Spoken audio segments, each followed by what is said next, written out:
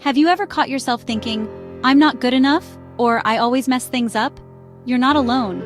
That voice inside your head, the one that constantly criticizes you, is your inner critic. And today we're talking about how to quiet that voice and replace it with self-compassion. Because the truth is, you deserve kindness. From yourself too. Let's dive in. Your inner critic is that negative voice in your mind that judges, doubts, and puts you down. But where does it come from? Well, it often starts early, maybe from critical parenting, bullying, or even societal expectations. Over time, it becomes a habit, one that we don't even realize is affecting us. But here's the thing, just because we think something doesn't make it true. Pause for a second. I want you to think about one critical thought you've had about yourself today. Now imagine saying that same thing to your best friend. Would you? Probably not, right? So why do we talk to ourselves that way?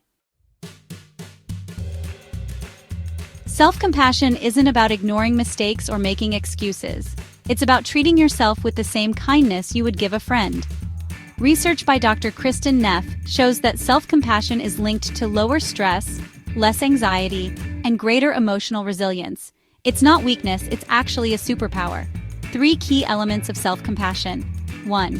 Self-kindness, speaking to yourself with warmth instead of criticism. 2. Common humanity, recognizing that everyone struggles and makes mistakes. 3.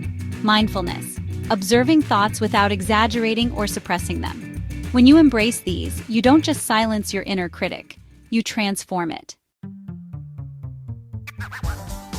So how can you start practicing self-compassion today?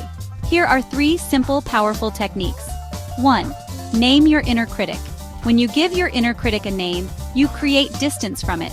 Instead of believing it, you can recognize it as just a voice, not the truth. 2. Reframe negative thoughts. Instead of saying, "I always mess up," try saying, "I made a mistake and that's okay. I can learn from it." 3. Practice self-compassionate touch. Placing a hand on your heart, taking a deep breath, and saying something soothing like, "I am enough," can send calming signals to your brain. It may sound simple, but it works. Some people worry that if they're too kind to themselves, they'll become lazy or unmotivated. But the opposite is true. Studies show that self-compassionate people are more likely to take positive action after setbacks. Why? Because they're not wasting energy beating themselves up. Think about this. Would you rather learn from a teacher who encourages you or one who constantly criticizes you? Be your own encourager.